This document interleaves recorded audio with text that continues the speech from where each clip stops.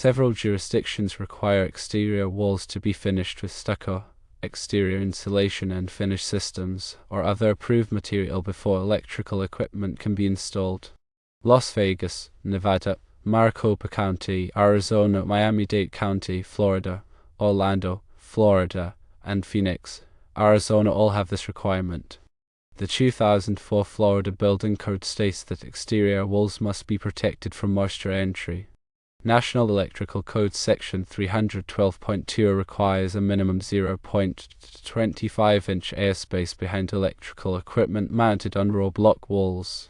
Stucco or other finishing surfaces can provide a barrier against water entry, but it is important to ensure that the finish is properly applied and maintained.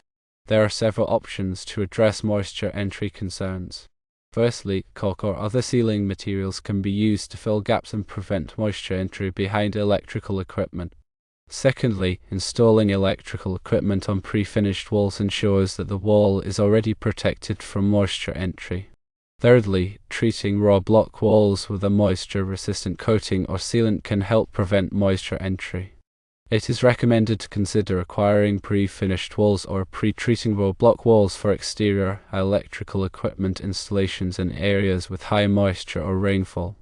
Caulking or sealing gaps behind electrical equipment can also provide an additional layer of protection against moisture entry.